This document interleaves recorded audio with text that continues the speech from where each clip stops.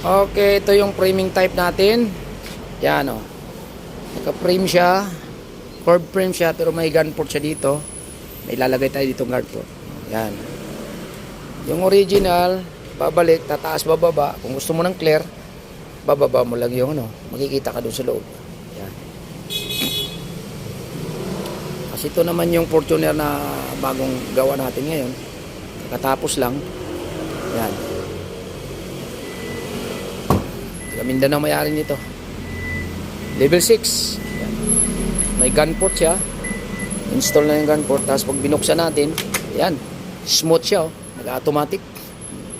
Pwede ka makabukas sa loob.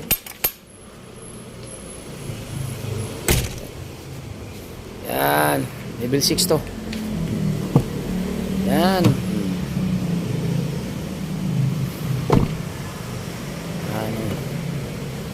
Yan.